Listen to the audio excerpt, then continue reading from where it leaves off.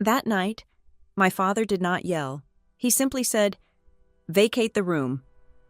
10 minutes later, my brother's pregnant wife surveyed the bedroom I paid for every single month, suggesting I leave the house entirely to keep the peace. I actually packed 3 boxes and left. They never knew I photographed one detail in the property deed before walking out, a detail that brought my lawyer to their family party 27 days later to end it all. My name is Lila Barnes. I am 32 years old, and up until a Tuesday evening in late October, I thought the hardest part of my day was dealing with municipal zoning permits.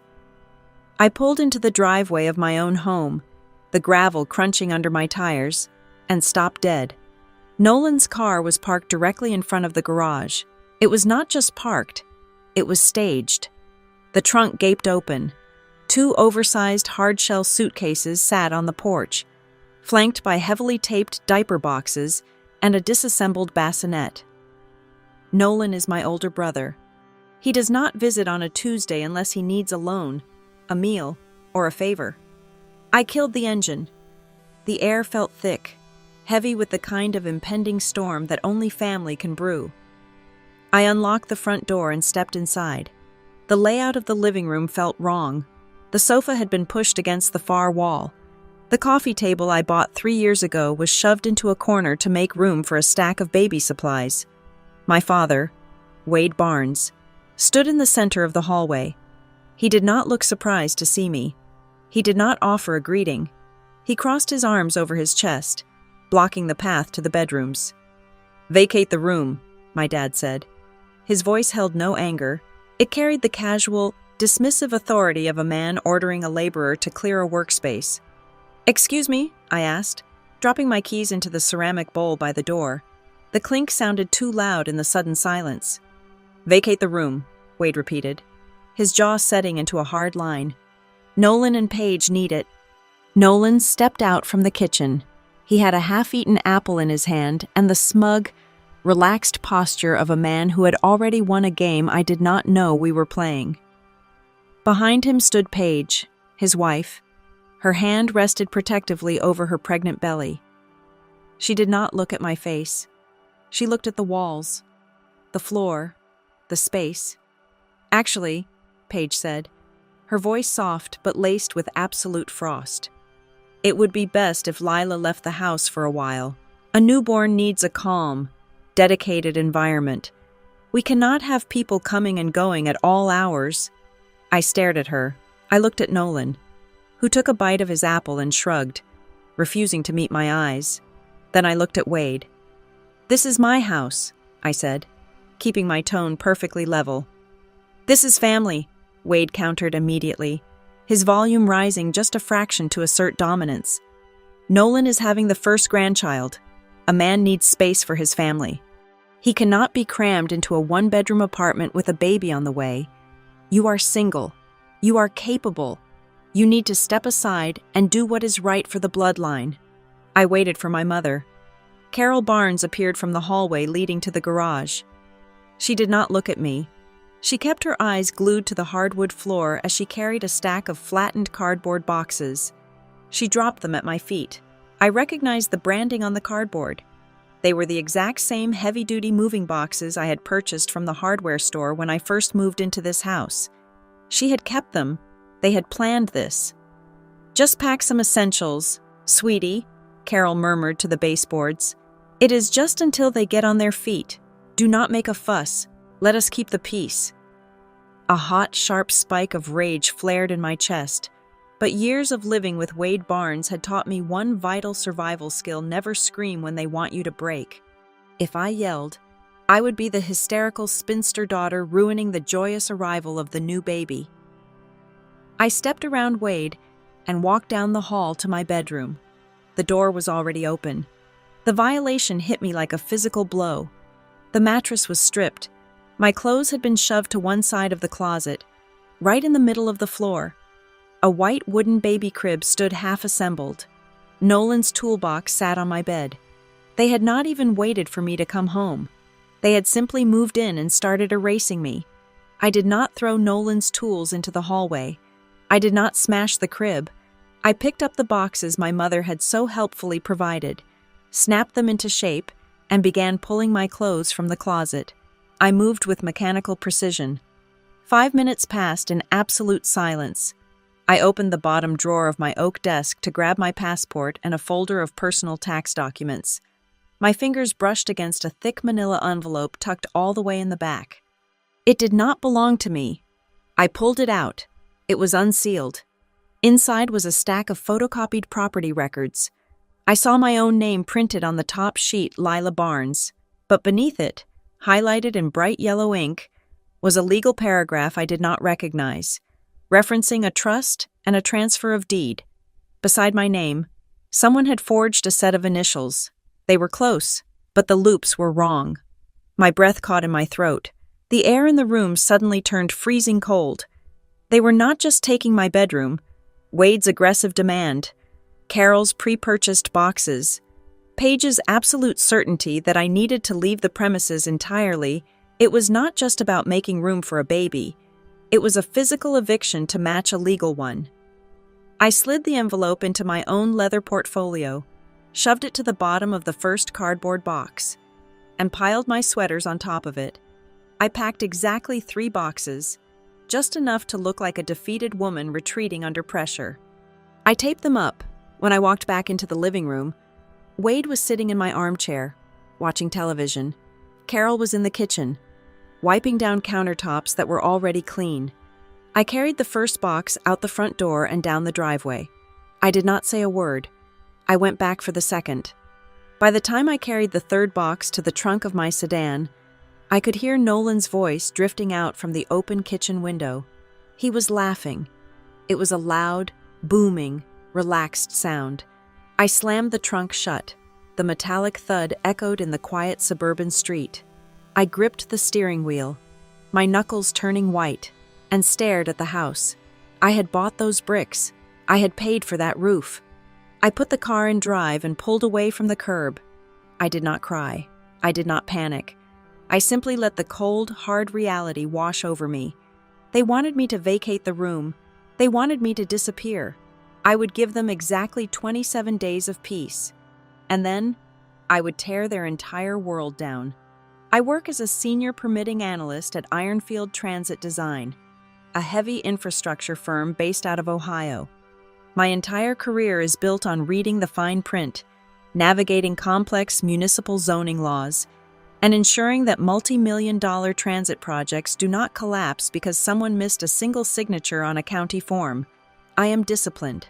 I live by spreadsheets, logic, and cold, hard facts. I do not make impulsive decisions, and I absolutely never sign a document without reading every single clause. That is why buying the 3-bedroom house in the Columbus suburbs 5 years ago, when I was 27 years old, was never about luxury or a desire to show off my financial independence. It was a rescue mission. Wade had tried his hand at flipping real estate. He poured every dime he and Carol had into a gut renovation project that went disastrously wrong. The market shifted. Contractors walked off the job, and they lost their life savings and their own home to foreclosure.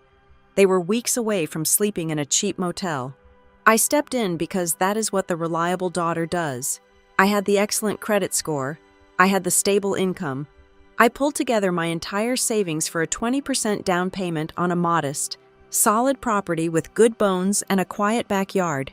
The mortgage was approved solely under my name. I signed every closing document myself. The bank scrutinized my finances for months, verifying every single paycheck and tax return. My name was the only one on the deed, guaranteeing that I held full legal and financial responsibility for the property. We made a verbal agreement in the cramped kitchen of the short-term rental apartment they were about to be evicted from. The terms were supposed to be simple and fair. Wade and Carol would move in with me. They would cover the monthly utility bills like electricity, water, and internet, and they would buy the groceries. I would pay the monthly mortgage, the annual property taxes, and handle any major structural repairs. It was meant to be a temporary safety net to keep our family from falling apart until they got back on their feet. But temporary things have a way of becoming permanent when they are comfortable. And in Wade's mind, safety nets were only meant to catch his son. Wade grew up with a fiercely traditional mindset where the son carried the family legacy and the daughter carried the emotional and logistical burdens. Nolan was the golden boy. He had the kind of effortless, charismatic charm that made people hand him opportunities he never earned and forgive mistakes he never bothered to fix. Beneath that glossy surface, however, Nolan was a walking financial disaster. He bounced from one vague sales job to another, always chasing a massive commission that never materialized. He maxed out multiple credit cards to fund a lifestyle of leased sports cars, expensive dinners, and designer suits, when debt collectors started calling his phone 10 times a day. Wade would quietly bail him out using whatever cash he could scrape together from odd jobs. At one point, Nolan took out a personal loan of $15,000 for a vague tech startup idea. The money was entirely gone in 4 months. Wade defended him, claiming Nolan just needed the right break to become a millionaire and that true entrepreneurs always face early setbacks. Meanwhile, my achievements were treated as background noise, an expected baseline of competence that required no applause, when I earned my promotion to senior permitting analyst, which came with an 18% salary increase. I brought a bakery cake home to celebrate. Wade ate a slice, chewed thoughtfully, and immediately shifted the conversation to a new interview Nolan had lined up at a logistics firm. When I paid off my final student loan installment 2 years ahead of schedule, Carol simply nodded and told me it was a blessing I was finally freeing up my cash flow. Because the house desperately needed a new central air conditioning unit before summer arrived, I became the invisible infrastructure of my own family. I was the plumbing system. Nobody notices the pipes behind the walls until they burst, but everyone expects the water to flow perfectly the second they turn the tap. When the roof leaked during a heavy spring storm, I paid the $7,000 repair bill completely out of my emergency fund without asking for help. When the county property taxes went up by 11%, I absorbed the extra cost without demanding a single additional dollar from my parents. The better I managed things, the more my contributions were viewed as my absolute obligation. Wade stopped seeing the house as a lifeline I had thrown them and started treating it as his rightful domain. He took over the master bedroom almost immediately after we moved in, because he claimed he needed the larger space and the attached bathroom for his bad back. I did not fight him. I took the smaller room at the end of the hall. He began dictating how the yard should be landscaped, complaining about the color I chose for the living room walls, and using my credit card to buy expensive power tools he claimed were absolutely necessary for property maintenance. Carol played the role of the perpetual peacekeeper. But her version of keeping the peace always involved me swallowing my pride to accommodate them, if I ever brought up the fact that Wade was late on his portion of the electricity bill. She would sigh heavily, touch my arm, and tell me to be patient because my father was under a lot of stress. She never once stood up for me when it actually mattered.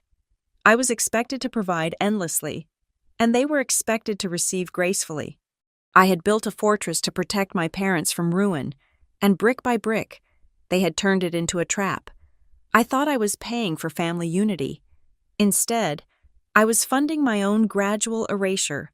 Every single mortgage payment I made was just another brick sealing me inside a space where I was no longer treated as an owner, or even a respected daughter.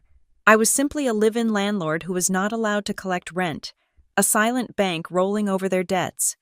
I had sacrificed my 20s to give them a secure roof, and they rewarded me by deciding I no longer deserved to sleep under it. Gemini said. My new living quarters were technically a utility space. The old laundry room sat tucked at the very back of the garage, a narrow rectangle of exposed concrete and unfinished drywall that absorbed every ounce of heat from the surrounding brick. There was no proper egress window, just a thin slit of frosted glass near the ceiling that let in a muddy gray sliver of daylight and offered zero ventilation. I had to push the bulky washing machine and the heavy dryer flush against the left wall just to wedge a twin-sized mattress onto the floor. The air always smelled faintly of industrial bleach, damp lint, and stagnant heat. Every time someone ran a load of towels upstairs, the exhaust pipe in my low ceiling would shudder and groan. Vibrating right down into my teeth, It was physically suffocating.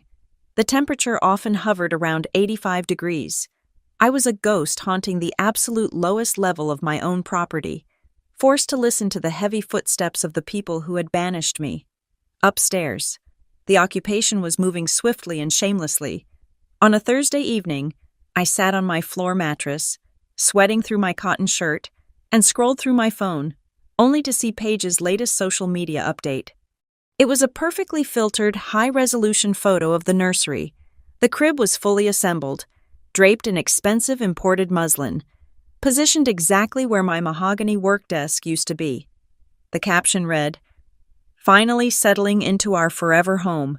So blessed to have this beautiful space for our growing family." The post garnered over 200 likes in an hour. Not a single comment acknowledged the homeowner who had been exiled to the garage to make that aesthetic possible. 2 days later, Nolan knocked on the laundry room door.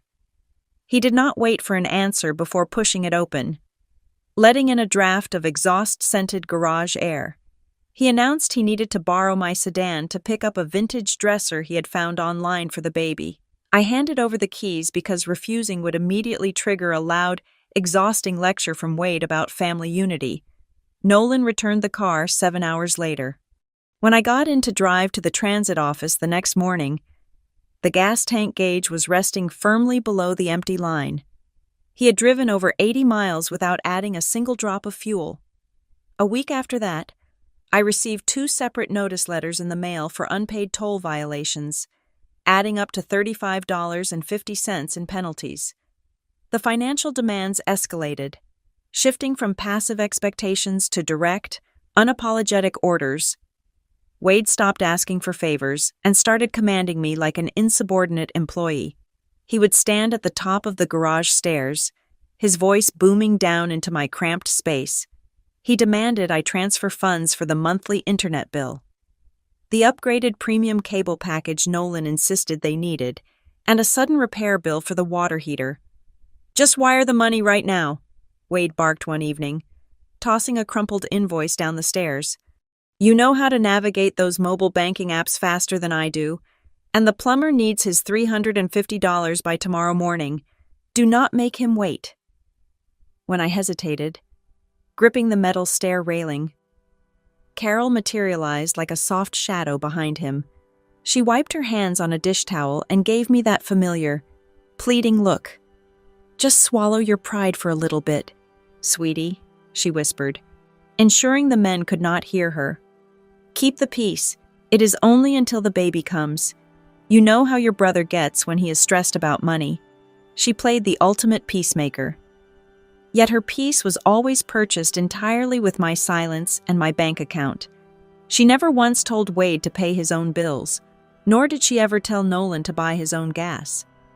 The atmosphere in the house grew thicker, laced with a quiet, frantic energy I could not quite place. I realized that the kitchen island, which usually served as a dumping ground for the Daily Mail, was completely bare.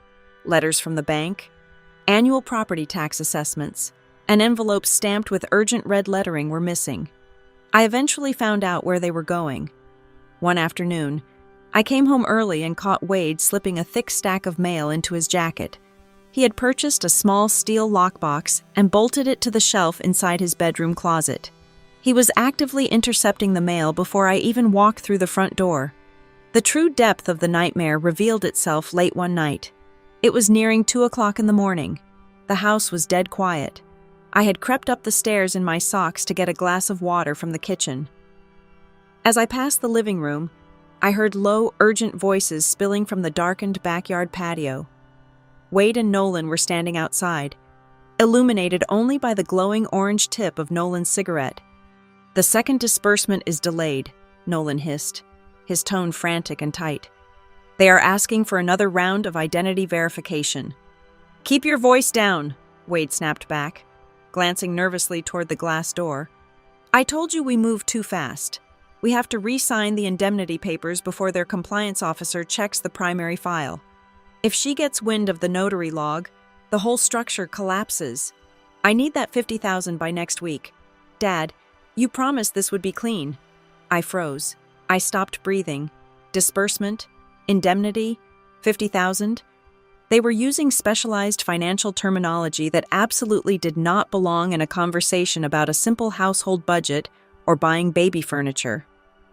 I backed away, stepping carefully on the very edges of the floorboards to avoid any creaks, and retreated to the suffocating heat of the laundry room.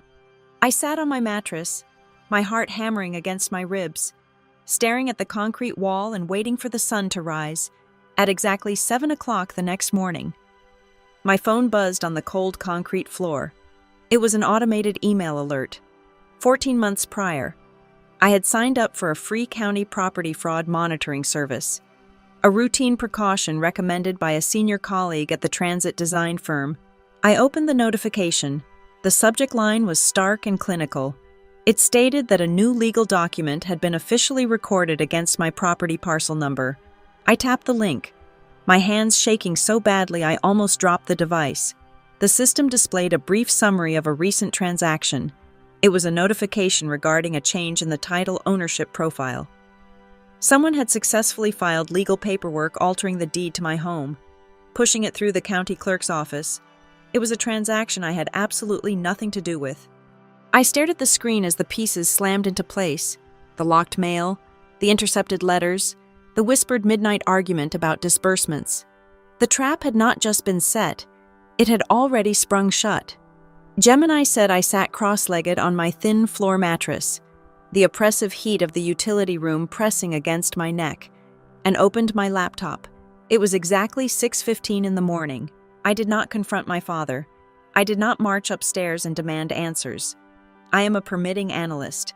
When I encounter a structural anomaly, I pull the blueprints. I navigated directly to the Franklin County Recorder of Deeds online portal. The government website was clunky, but my fingers moved with practiced speed. I paid the $2.50 digital access fee using my debit card and downloaded the newest public record attached to my parcel number. The document loaded on my screen. It was a quitclaim deed. The legal formatting was dense, but the vital information was impossible to miss. The paperwork officially stated that I had transferred a 50% ownership interest in my property to a newly formed entity called the Barnes Family Residence Trust. I zoomed in on the electronic image of the final signature page. There, resting on the designated grantor line, was my name. But the handwriting was entirely wrong. I signed dozens of municipal transit permits every single week. I know the exact biomechanics of my own signature. The cursive loop on the capital letter was far too wide. The final stroke of the letter hooked sharply upward to the right, whereas I naturally trail my pen downward. It was a passable forgery to a stranger. But to the woman who owned that name, it was a glaring, sloppy lie. The intellectual shock hit me far harder than any emotional betrayal. My own blood relatives had not merely overstepped boundaries, they had committed a calculated felony. I scrolled down to the secondary attachment. The forged deed was just the foundation. Built on top of it was a deed of trust securing a new home equity line of credit. The principal amount approved by the lender was staggering, $125,000. They had leveraged the equity I had painstakingly built over the last 5 years, using the fraudulent family trust as a co-borrower to bypass my exclusive financial authorization. If Nolan and Wade defaulted on this massive line of credit, the bank would foreclose on the entire property. They could wipe out my initial down payment, drain my home equity, and destroy my credit score for the next 7 years. I scrutinized the notary seal stamped at the very bottom of the page. It was an electronic notarization, authorized by a remote online notary commissioned in the state of Florida. I had never set foot in Florida, nor had I ever utilized a remote digital notary service in my entire 32 years of life. A cold mechanical logic took over my brain. How did they bypass the digital security checks? I opened a new tab, logged into my personal email account, clicked on the settings gear, and navigated to the forwarding and routing rules. There it was. A hidden directive had been created exactly 22 days ago. Any incoming messages containing keywords like verification, signature, notary, or Meridian Crest Financial were automatically marked as read. Forwarded to an unfamiliar address. Barnes Residential Management at a generic mail provider, and immediately swept into my deleted folder. They had hijacked my digital footprint right from the router while I was either asleep or sitting at my desk at the transit office. I needed absolute confirmation from the outside world. I slipped out the side door of the garage, stepped into the cool morning air, and walked 2 blocks down the suburban street before pulling out my mobile phone. I dialed the customer service number for Meridian Crest Financial, the institution listed on the equity line document, after navigating the automated voice prompts for 10 minutes. A representative named Sarah answered the line. I provided my name and the property address, maintaining a completely neutral tone, and asked for a status update on the recent equity application. "Let me pull up that file for you," Sarah said, her voice cheerfully bureaucratic. "Ah, yes. The funds for the initial draw of $50,000 are scheduled for release in 3 business days. However, we are still waiting on the final identity verification worksheet from the resident manager." I stopped walking, my sneakers locked onto the concrete sidewalk. "Resident manager." "Yes," Sarah replied, completely unaware she was handing me the blueprint to my own financial murder. "The authorized family representative who resides in the home, Mr. Wade Barnes. He is listed as the primary contact for the trust account. He informed us you were traveling extensively for work and prefer not to be contacted directly. Should I update that preference in our system?" "No," I said, my voice shockingly steady despite the adrenaline flooding my veins. "Leave the preferences exactly as they are. Thank you for your help, Sarah." I ended the call. The stakes had just multiplied exponentially. This was no longer a domestic dispute over a hijacked bedroom or a shared utility bill. This was identity theft, wire fraud, and mortgage fraud orchestrated by my own father and brother. If I walked into the kitchen right now and screamed at Wade, he would instantly realize his cover was blown. He would wipe his tablet, delete the email forwarding rules, shred any physical evidence locked in his closet, and spin a narrative that I had verbally authorized the trust before maliciously changing my mind to ruin my pregnant sister-in-law's life. I would be trapped in a brutal, protracted legal battle based on conflicting testimonies. I turned around and walked back to the garage. I did not pack a suitcase. I packed a war chest. I printed every single page of the forged deed, the equity line agreement, and the out-of-state notary stamp. I took meticulous screenshots of the hidden email forwarding rules, capturing the exact date and time they were created to prove premeditation. I gathered my original closing documents from 5 years ago, my bank statements showing I had made every single mortgage payment for the past 60 months, and the property tax receipts. I slid everything into a heavy, waterproof plastic binder. I did not drive to the transit design firm that morning. Instead, I sat in the driver's seat of my car with the engine off and searched the state bar directory on my phone. At exactly 8 o'clock, the very minute their phone lines opened, I booked an emergency consultation with a senior real estate litigation attorney. The battle for my home and my future was not going to be fought over breakfast. It was going to be fought on paper, and I was going to use their own arrogance to bury them. Gemini said the law offices of Kessler and Vance Litigation sat on the 14th floor of a glass building in downtown Columbus. I sat across a heavy mahogany desk from Naomi Kessler. She was a woman in her late 50s, wearing a tailored navy suit, with eyes that possessed the warmth of a surgical scalpel. She did not offer me coffee or platitudes about how hard family disputes could be. She took the heavy, waterproof plastic binder I had assembled, put on a pair of silver reading glasses, and read every single page in absolute silence for 45 minutes. When she finally closed the binder, she folded her hands on top of the smooth leather surface of her desk.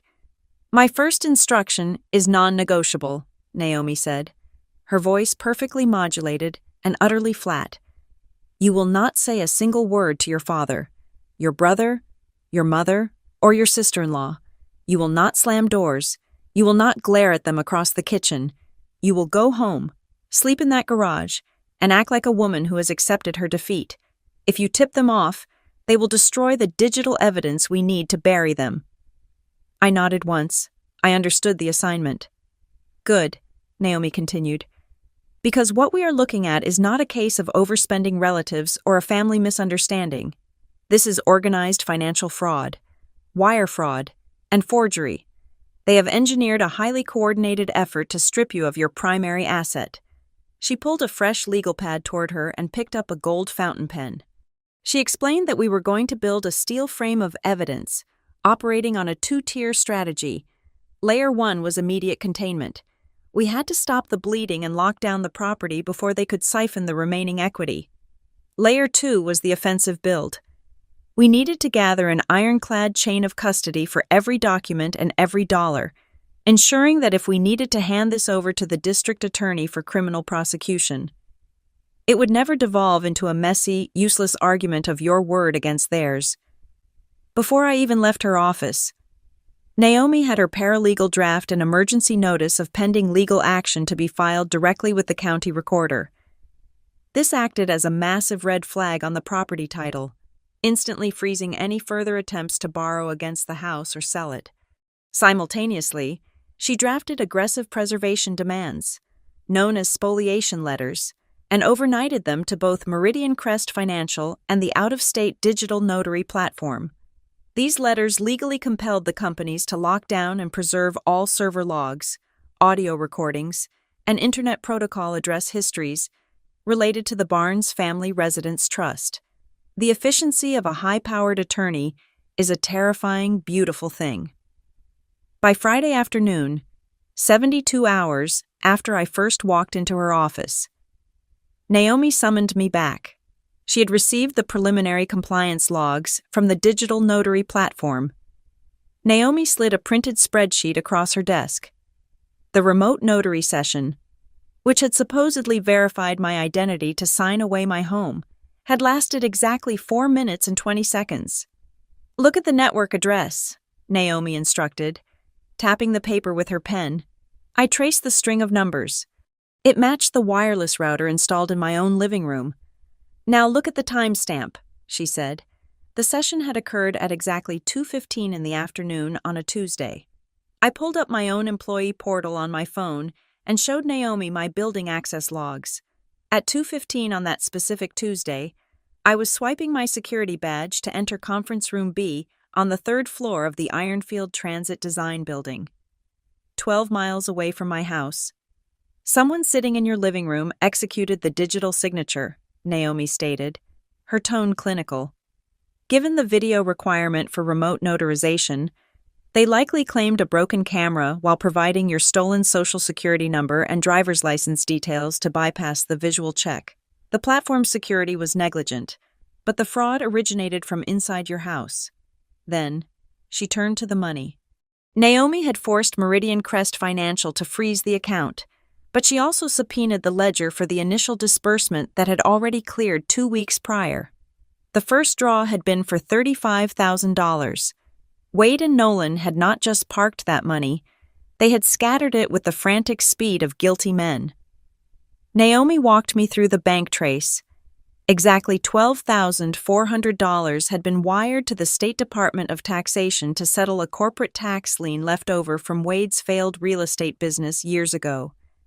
$8,000 went directly to a major credit card company, completely zeroing out Nolan's delinquent platinum card. Another $5,000 was issued as a cashier's check, which we quickly traced to a luxury car dealership across town. It was the exact down payment for a brand new midnight blue sport utility vehicle registered exclusively in Nolan's name. But the most disturbing revelation involved my mother. According to the bank teller logs Naomi had secured, Carol Barnes had visited a local bank branch 3 times in the span of 5 days. She had withdrawn cash from the new trust account in highly specific increments, $900, then $850, and finally, $920. She intentionally kept the withdrawals under the $1,000 threshold that would trigger a managerial review at that specific branch. The remaining funds had been bounced into a secondary checking account under the trust's name, held for 48 hours, and then swiftly withdrawn to obscure the trail. It was a textbook layering technique used to hide stolen money. I sat rigidly in the leather chair. I felt a cold, hollow space open up in my chest. I had expected selfishness. I had expected greed. I had not expected a coordinated criminal enterprise functioning seamlessly around the dinner table. My father was the architect, my brother was the primary beneficiary, and my mother was the willing bagman. Naomi took off her silver glasses and looked at me with a stark, unwavering intensity. "Lila," she said softly, dropping the rapid-fire legal terminology for a brief moment. "You need to understand the ultimate goal here. Look at the structure of this trust. Look at how they have positioned themselves as the managers and you as a silent, non-participating entity." I met her gaze, waiting. "They are not just trying to borrow your name to clear their debts," Naomi said, her words dropping like heavy stones into the quiet room. "They are preparing to legitimize this entire arrangement as if you never truly owned the house at all. They are building a paper trail to prove that you were merely a placeholder, a straw buyer, and that the property has always belonged to the family collective. If we do not tear this down now, by the time the baby is born, they will legally evict you from the garage." I stared at the meticulous stack of evidence resting on the mahogany wood. The anger that had been simmering inside me finally crystallized into something entirely different. It turned into absolute, unyielding ice. I was not going to just tear it down. I was going to let them build their glass house just a little bit higher, and then I was going to shatter the foundation while they were all standing inside. Naomi's directive was absolute. I needed to remove myself from the immediate blast radius of my own home. 2 days after our initial consultation, I executed a silent, systematic extraction. I did not pack in the evening when the house was full of their suffocating presence. I waited until a Wednesday morning. Wade had driven to the hardware store. Carol had taken Paige to a routine prenatal appointment, and Nolan was presumably sleeping off a late night. I moved through the quiet house with the precise, mechanical efficiency of a tactical retreat. I packed my laptop, my backup external hard drives, my birth certificate, and every single original financial document I possessed. I even went to the garage and boxed up the expensive power drill and the comprehensive wrench set I had purchased for property maintenance, refusing to leave them behind for Wade to claim. I loaded 3 large suitcases into the trunk of my sedan. I had already signed a month-to-month lease on a furnished corporate studio apartment on the north side of the city. The studio was a blank canvas of beige walls and synthetic gray carpet, a stark contrast to the house I had poured my blood and savings into, but it was entirely mine, and more importantly, it was impenetrable. Before walking out the front door for the last time, I placed a single piece of heavy cardstock squarely in the center of the kitchen island. I did not write a furious manifesto. I did not accuse them of federal wire fraud or forgery. The note contained exactly one sentence: "Any future changes regarding this property must go through my legal counsel." I wrote Naomi Kessler's office phone number right beneath it, leaving no room for misinterpretation. By Friday evening, Wade's desperate smear campaign was running at maximum capacity. My mobile phone buzzed constantly with incoming text messages and voicemails from extended relatives I had not spoken to in months. Aunt Susan left a frantic 3-minute voicemail, calling me a selfish, bitter woman who was openly jealous of her younger brother's happiness. Cousin David sent a long, aggressive text stating it was morally disgusting that I would abandon my own family right when my sister-in-law was about to give birth. Wade had spun a masterful, deeply manipulative narrative. He painted himself as the long-suffering patriarch, desperately trying to keep a secure roof over his new grandchild's head, while seamlessly framing me as the unstable, vindictive spinster who threw a childish tantrum over having to switch bedrooms. I did not reply to a single one of them.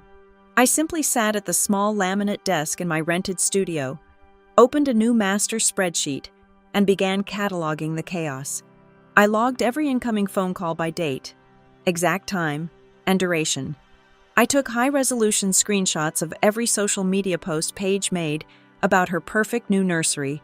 I downloaded the audio files of my aunt's accusatory voicemails and saved them to a secure encrypted cloud server. I was professionally trained to manage heavy infrastructure projects. I knew exactly how to take raw, messy data and refine it into an undeniable, chronological timeline. Emotion in a legal battle is a massive liability. Meticulous documentation is a lethal weapon. Nolan, suddenly realizing that his usual tactics of loud intimidation were completely failing in my absence, decided to escalate the situation.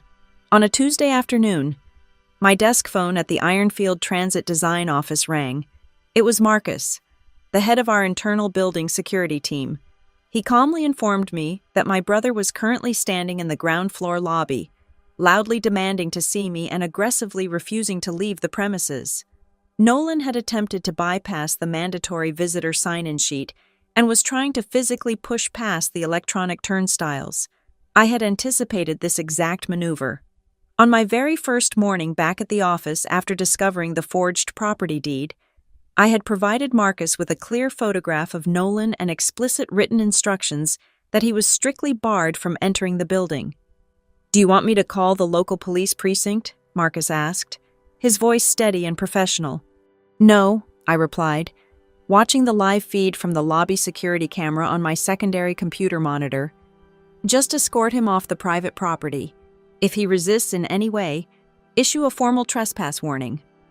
I watched on the grainy screen as two broad-shouldered security guards quickly flanked my brother. Nolan puffed out his chest, pointed a threatening finger at Marcus, and shouted something I could not hear through the silent feed. But Nolan was fundamentally a coward when faced with actual, unyielding authority. He spun around, kicked the heavy glass revolving door, and stormed out onto the public sidewalk. He could not bully his way into my professional sanctuary. That same evening, my phone vibrated with a massive block of text from Paige. It was a chaotic, rambling mix of hormonal pleading and passive-aggressive blame. She wrote that the extreme stress I was causing the family was terrible for her blood pressure. She demanded to know why I was deliberately trying to ruin the most beautiful moment of her life over a simple, temporary housing arrangement. But it was the final sentence of her message that made the air catch in my throat. "I do not understand why you are acting like you own the place," Paige typed. "It is a family home passed down from your grandparents. We all have an equal right to be here." I stared at the glowing screen in utter disbelief. My paternal grandparents had died completely broke in a rented duplex over 15 years ago. Wade had not just lied to the bank and the digital notary. He had lied directly to his own daughter-in-law. Paige genuinely believed she was moving her new baby into an inherited family estate. She was not a knowing co-conspirator in the real estate fraud. She was a deeply gullible prop that Wade and Nolan were actively using to legitimize their illegal presence in the house. I took a screenshot of the text message, categorized it under internal family communications, and forwarded it directly to Naomi's encrypted email address. Naomi called me the following morning. She confirmed that the paper trail was stacking up beautifully. She had already drafted the formal legal notices required to terminate their license to occupy the premises. She explained that because I had never charged them formal rent, they were not technically tenants protected by standard housing board eviction delays. They were mere licensees, and that specific legal status could be revoked with ruthless speed. "Do we serve them with the termination notices today?" I asked, looking out the window of my studio at the gray city skyline. "Not yet," Naomi replied, her tone sharp and intensely calculating. "We have the perimeter entirely secured, but your father is incredibly arrogant.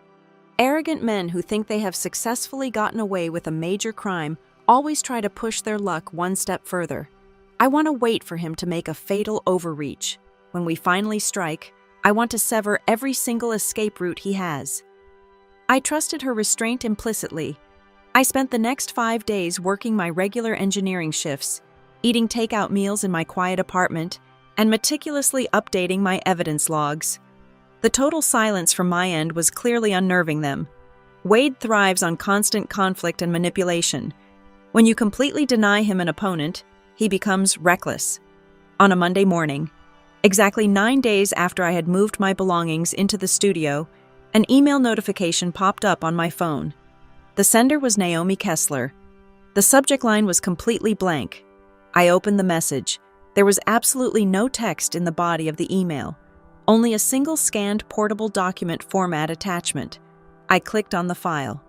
It was an official invitation printed on heavy professional letterhead from a boutique private equity firm.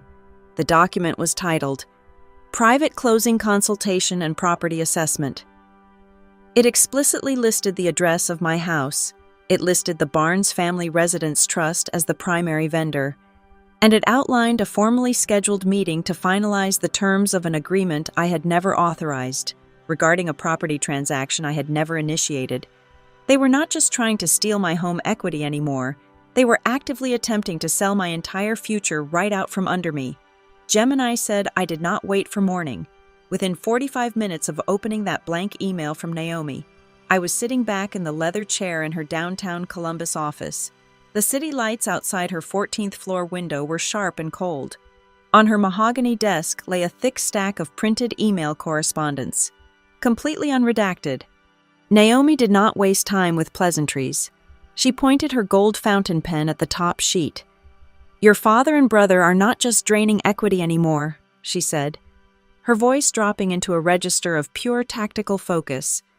They are attempting to liquidate your future. They have approached a private equity firm for a high-yield bridge loan, using your house as the primary collateral.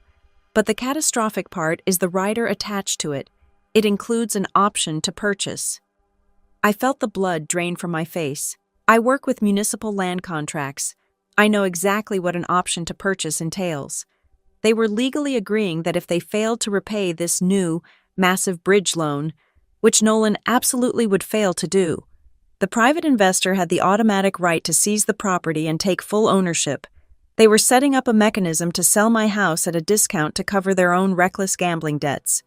How did they get this far without me? I asked, scanning the top email. By writing a brilliant piece of corporate fiction, Naomi replied. She slid the emails closer to me. Look at the signatures and the titles. I read the text block at the bottom of Wade's email. He had formally designated himself as the co-trustee of the Barnes Family Residence Trust.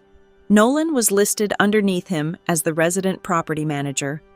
And me? I asked, my voice barely above a whisper. Naomi flipped to the third page. You are described as the silent, consenting beneficiary. Wade told the private investor that you are a high-level executive who travels constantly and has willingly surrendered the day-to-day management of the family estate to the men of the house. He spun a narrative that you are fully aware of this transaction, but simply prefer not to be bothered with the administrative paperwork. The sheer audacity of the lie was breathtaking. They were using my actual career success as the very excuse for my absence from the negotiating table.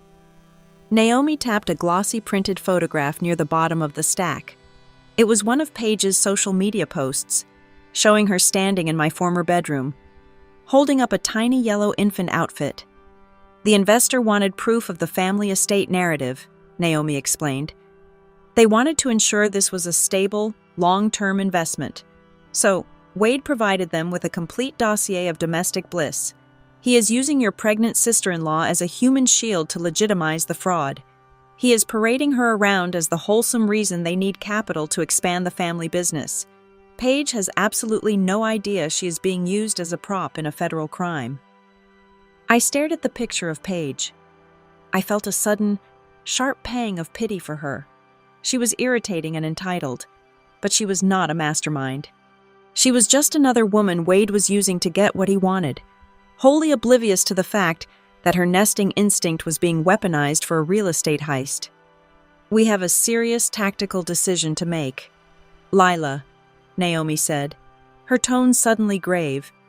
If Wade and Nolan actually sign this option to purchase agreement with the private investor, the legal landscape changes drastically. Right now, it is a domestic fraud case. If a third-party investor signs that contract in good faith, untangling the title will require bringing them into the lawsuit. It will take 3 to 5 years of brutal litigation. It will cost you tens of thousands of dollars in legal fees. You will eventually win, but the process will bleed you completely dry. I looked up at her, my mind racing. So we file the injunction right now. We stopped the meeting. We could, Naomi acknowledged, leaning back in her chair. If I file the emergency stop order tomorrow morning, the investor walks away. But Wade will claim it was all a misunderstanding. He will say he was just exploring options and never intended to finalize anything. He will slip out of the worst criminal charges because he has not technically executed the secondary sale. She paused, letting the heavy silence fill the room. Or, Naomi continued, her eyes narrowing slightly, we let them take one more step. We let them attempt to execute the closing documents. If they do that under our surveillance, they lock themselves into undeniable, multi-party commercial fraud. They trap themselves completely. I wavered. It was a terrifying gamble. Letting them get within inches of selling my home felt like standing on a train track and waiting until the very last second to jump out of the way. If we miscalculated, I would lose the only asset to my name. When is the meeting? I asked, my voice steadying as the adrenaline kicked in. Naomi handed me the final document.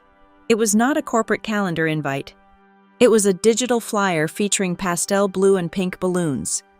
The private investor demanded an in-person site visit to verify the property and meet the family, Naomi said.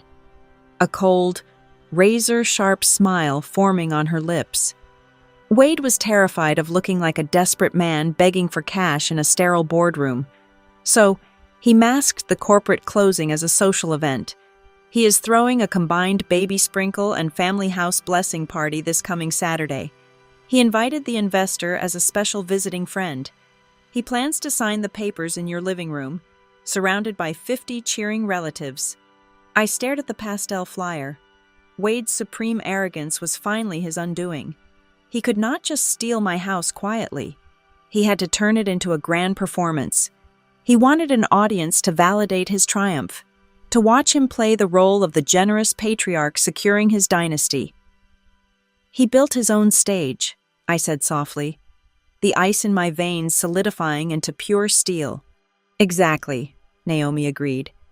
And if we time this perfectly, his bragging will create the ultimate venue for our final strike.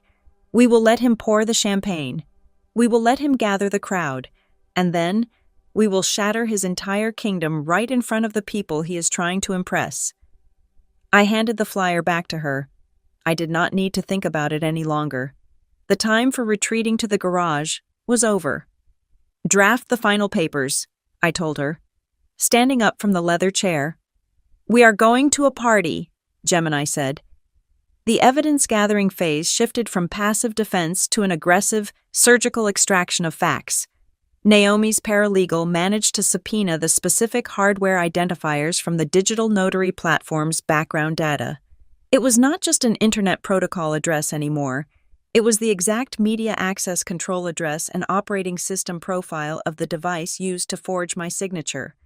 It was an absolute, flawless match for the 10-inch silver tablet my father used every single evening to play digital card games in the living room. Wade had not even bothered to use a secure or public computer. His supreme arrogance led him to commit federal wire fraud on the exact same device he used to read the morning sports news. But digital logs can be debated by expensive defense attorneys claiming a device was hacked. We needed boots on the ground. We needed human witnesses to counter Wade's fabricated narrative that I was a silent, absentee investor. I drove back to my neighborhood, parked 3 streets over to avoid being seen from my own driveway, and walked to the home of Ruth Ellison. Ruth was a retired middle school teacher who had lived directly next door to my property for 30 years. I sat at her dining table and asked her what she had observed over the past 5 years. Ruth had watched me personally haul heavy bags of cedar mulch every spring. She had seen me painting the exterior window trims on a stepladder. She remembered me negotiating with the roofing contractors for 3 consecutive weeks after a severe summer storm. When I explained what my family was attempting to do, her face flushed with quiet, dignified outrage. She gladly signed a sworn legal affidavit right there in her kitchen, formally testifying that I was the sole managing owner of the property, and that Wade had always publicly referred to it as his daughter's house until very recently. Naomi's private investigator uncovered an even more damning piece of the puzzle. He tracked down a local residential locksmith who had visited my house 2 weeks prior. Wade had paid the man $200 in cash to swap the deadbolts on the secondary garage and patio doors. The locksmith provided a written signed statement confirming Wade had ordered the service, casually mentioning to the technician that his daughter was finalizing the paperwork to transfer the estate entirely to the family trust. So he was proactively upgrading the security. Wade had been actively rehearsing his corporate fiction on random service workers. The final, most devastating piece of evidence did not come from a subpoena or an investigator. It came from the weakest link in their criminal chain. On Thursday evening at exactly 7 o'clock, my phone received a text message from an unfamiliar prepaid cellular number. It was my mother. She begged for 10 minutes of my time at a bleak, fluorescent-lit diner located just off the interstate highway, miles away from our suburb. I walked into the diner, the smell of old grease and burnt decaffeinated coffee heavy in the air, and found Carol sitting in a corner booth. She looked 10 years older. Her hands trembled violently around a thick ceramic mug. She did not offer a genuine apology or reach out to hug me. Instead, she offered a transaction to save herself. She reached into her purse and slid a small, wire-bound notebook across the sticky laminate table. I opened it. Inside, written in her own careful, looping cursive, was a meticulous ledger of every single dollar Wade had siphoned from the fraudulent equity line. She had documented the exact amounts he paid to his old business creditors, the cash he handed directly to Nolan, and the dates she was instructed to make withdrawals under the bank's reporting limits. He swore it was just a temporary fix, Carol whispered, her eyes darting nervously toward the diner entrance as if Wade might suddenly appear and catch her. He promised me that once the new private loan was settled and the baby was safely born, he would draft another legal paper and put your name right back on the title. He said we were just borrowing your good credit for a little while because family helps family. I told him it felt wrong, but you know how angry he gets when he's questioned. Please, Lila, do not let them send him to a federal prison. I kept this book to prove we did not mean to steal it from you forever. I stared at the woman who had birthed me. She knew. My own mother knew they had stolen my home, forged my name, and hijacked my financial identity, and she had completely deluded herself into believing that a temporary felony was acceptable as long as it kept her husband quiet and her golden son comfortable. She was handing me the ledger not to save me from ruin, but to buy her own immunity when the walls inevitably collapsed. I took the notebook, slid it securely into my leather work bag, and stood up. I did not scream at her. I did not offer her absolution. I simply walked out, leaving her sitting entirely alone in the harsh artificial light. The next morning, I placed the wire-bound ledger on Naomi's mahogany desk. Before she could speak, I laid down a single, unbreakable moral boundary. We completely destroy the men, I told my attorney, my voice cold and absolute. Wade and Nolan orchestrated this entire structure. Carol is a willing accomplice, and we will use her handwritten ledger to nail them to the wall. But Paige is an idiot, not a mastermind. And there is an innocent baby arriving in less than 2 months. I will not allow any legal pressure, any civil liability, or any public humiliation to be maliciously aimed at a pregnant woman who was used as a stage prop. We legally penalize the adults who actively chose to commit fraud. We do not punish the child for the sins of the father. Naomi nodded slowly, a look of profound, quiet respect crossing her sharp features. She did not argue. She simply incorporated the boundary into her war plan. She spent the next 3 hours finalizing the master legal binder. It was a masterpiece of procedural destruction. It contained my original, verified property deed, the forged digital quitclaim, the matching tablet hardware logs, the bank routing traces, Ruth's sworn neighbor affidavit, the locksmith's testimony, and Carol's handwritten ledger of the stolen cash. Tucked at the very back were the drafted formal notices of residential termination, perfectly formatted and ready to be served to every adult occupying the premises. Naomi closed the heavy binder, the sharp snap of the metal rings echoing in the quiet office. She stood up and reached for her tailored navy coat. She was heading directly to the county courthouse to file an ex parte emergency petition, seeking an immediate injunction from a senior judge to freeze the property and officially invalidate the fake trust before Wade's grand weekend party. "Go buy a nice professional blazer for Saturday morning," Naomi told me, her eyes locking onto mine with a terrifying, brilliant calm. "If the judge signs this order exactly the way I think he will, we will not need to yell a single word," Gemini said. By Wednesday afternoon, my phone was quietly logging the digital arrogance of Wade Barnes. He had blasted a mass text message to over 40 people. The recipient list included my extended relatives, his old drinking buddies, a half-dozen people from Paige's side of the family, and prominently, the private equity partner. The invitation boasted about a weekend gathering to celebrate the new baby and announce a massive financial stability plan for the family estate. He was framing his crime as a dynastic triumph. But inside the house I had bought, the illusion was beginning to fracture. I would learn later from the digital breadcrumbs and intercepted texts that Paige was finally noticing the structural cracks. She kept finding small, locked steel boxes shoved under Nolan's side of the bed. Whenever she asked about the sudden influx of cash for the new blue sport utility vehicle, Nolan would abruptly leave the room, refusing to look her in the eye. Wade had taken to answering every single question directed at his son, treating Nolan like a silent junior partner in a highly suspicious firm. On Thursday night, Nolan made a fatal conversational error. Paige had apparently expressed intense anxiety about my sudden disappearance and the threatening legal notes I had left behind. Nolan, desperate to maintain his fragile control, tried to spin the narrative. He told her I was just a bitter, jealous sister trying to steal the family house back out of pure spite. But in his frantic rambling, he slipped.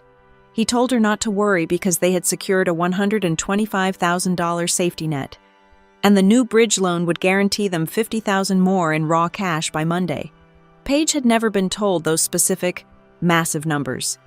She thought they were simply inheriting a paid-off house, not leveraging a corporate debt machine.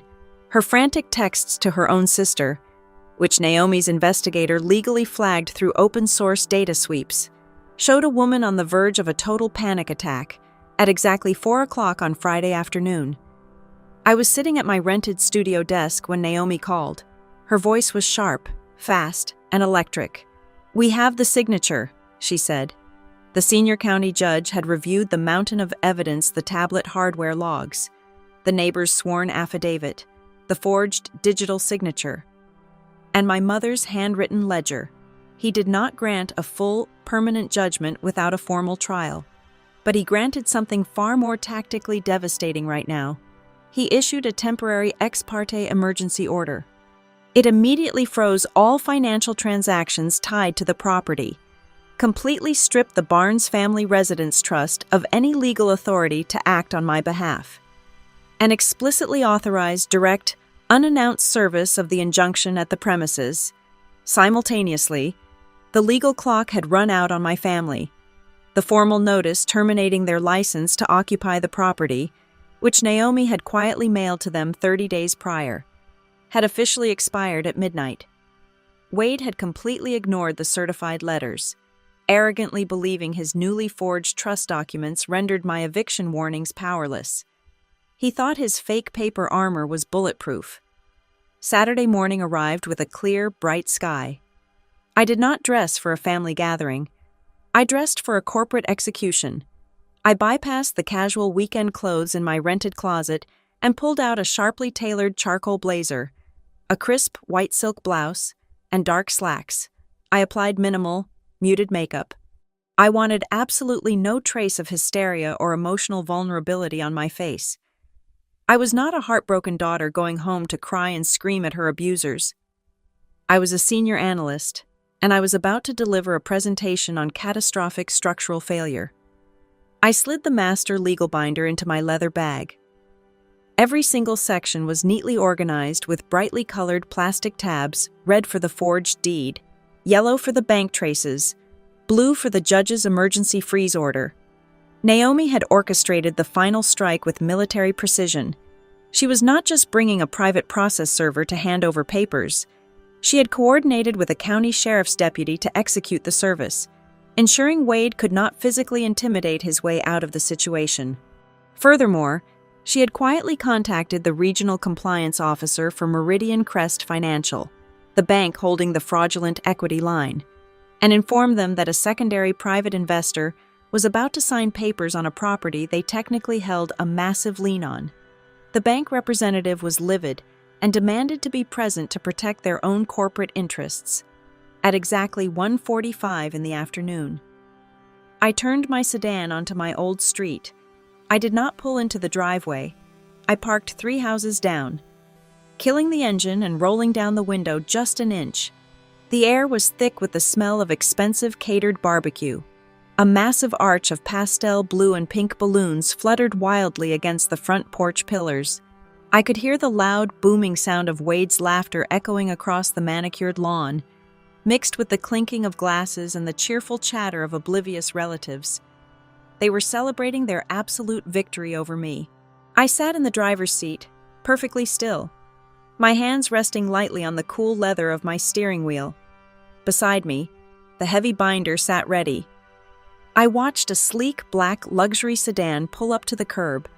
A man in a sharp suit stepped out, carrying a leather briefcase. The private investor had arrived. I glanced in my rearview mirror. Naomi's silver car was already idling at the corner of the block, the marked county sheriff's cruiser tucked discreetly right behind her. The trap was fully loaded. The audience was seated. I took one deep, slow breath, knowing that in less than 5 minutes, the knot would be permanently severed. I stepped out of my sedan. I walked up the driveway just as Wade clinked his glass against the microphone stand he had rented. "To our family home," his voice boomed over the speakers. "And to the bright, secure future of my first grandson." The applause was just starting when the crowd noticed me. Silence rippled outward from the front lawn to the porch. Every single eye locked onto my charcoal blazer. Wade's smile vanished. He shoved his champagne flute onto a nearby table and marched down the steps to intercept me before I could reach the patio. "You have no right to be here, Lila," he hissed, his face flushing dark red. "Leave right now before I call the police." I did not even break my stride. I simply stepped aside as Naomi Kessler materialized right behind my right shoulder, flanked by a uniformed county sheriff's deputy. "Actually, Mr. Barnes," Naomi's voice cut through the heavy barbecue-scented air like a sharpened blade. "We are the ones bringing the police, and we have some deliveries for you." The deputy stepped forward, handing a thick manila envelope directly into Wade's chest. He instinctively grabbed it. "Wade Barnes," the deputy stated loudly, "you are officially served." Naomi did not give him a second to recover. She raised her voice, projecting clearly to the 50 guests, the private equity investor, and Paige's stunned family members. "By order of the county court, all financial and real estate transactions involving the Barnes Family Residence Trust are completely frozen. The quitclaim deed recorded in this county is temporarily invalidated pending a federal fraud investigation, and you are strictly barred from transferring or mortgaging this property." A woman in a sharp gray suit stepped out from behind Naomi. "I am the Regional Compliance Director for Meridian Crest Financial," she announced to the crowd, her eyes locking onto the horrified private investor. "The previous equity line drawn on this property is currently under active investigation for wire fraud and identity theft. We will not recognize, subordinate to, or honor any new financial commitments made by these individuals." The private investor dropped his leather briefcase onto the grass, his face completely pale. He turned around and walked straight back to his luxury sedan without saying a single word. Naomi pulled out a second set of documents with bright red tabs. "Furthermore," she continued, her tone relentless, "the license to occupy this residence expired at midnight.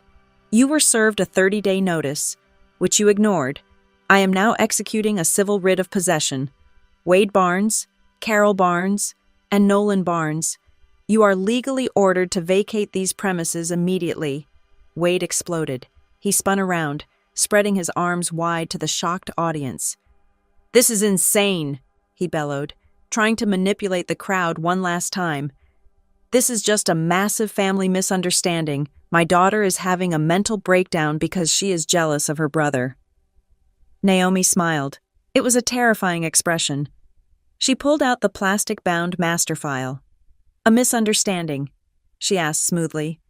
"Is that what you call the digital media access control logs, proving you forged your daughter's signature from your personal tablet? Is that what you call the bank trace showing you used her stolen equity to pay off your old corporate tax liens? Or perhaps," Naomi pulled out the small wire-bound notebook, holding it high in the air, "you mean the handwritten ledger your own wife kept, detailing every single dollar you illegally siphoned from the fraud?" The silence on the lawn was absolute. You could hear the breeze rustling the pastel balloons. Paige stood near the front door, her hands shaking uncontrollably over her pregnant belly. She looked at Wade, then at Nolan, who was staring at his shoes, refusing to speak. The color drained from her face as the utter reality of her situation hit her. She had been completely scammed, used as nothing more than a moral shield to validate a crime. She reached into her maternity dress pocket, pulled out the heavy brass key to my house, and threw it onto the wooden porch deck. "I am not raising my baby in a stolen house," Paige said, her voice cracking but surprisingly loud. "I am calling my sister. I am leaving right now." She turned her back on her husband and walked inside to pack her bags. The facade shattered instantly. Nolan panicked, pointing a trembling finger at our father. "He told me it was legal. He said he had a loophole." Wade lunged forward, grabbing Nolan's shirt collar. "You spineless coward. You spent $8,000 of it on your credit cards." Carol broke down into loud, ugly sobs, sinking onto a patio chair. "Everyone knew it was wrong," she wailed into her hands. "But nobody would just stop." The Great Barnes family unity died right there on the grass, tearing each other apart the moment the consequences arrived. The deputy stepped between the two men, resting his hand on his duty belt. "You have exactly 3 hours to remove your personal items and get off this property," he commanded. "If you are still here at 5 o'clock, you will be leaving in handcuffs." Naomi looked at the remaining guests, who were slowly backing away toward their vehicles. "Just to be perfectly clear," my attorney said, her voice calm and even, "my client is not evicting a child. She is simply reclaiming her stolen property from 3 adults who committed federal forgery." 2 hours later. The balloons were gone. I stood alone on my front porch, the cool afternoon breeze sweeping away the smell of the ruined party. I watched Wade, Carol, and Nolan silently load the last of their hastily packed garbage bags into their cars. No one screamed, no one argued. The truth had been stamped, served, and flawlessly executed. Wade refused to look at me as he backed his car out of my driveway for the last time. I reached down, picked up the brass key Paige had thrown onto the deck, and locked my front door. Thank you so much for listening to my story. Please let me know in the comments where you are tuning in from today, so we can interact and share our thoughts together. Do not forget to subscribe to the Lily Revenge Stories channel, like this video, and support us even more by hitting the hype button so that the story in this video can be heard by many more people.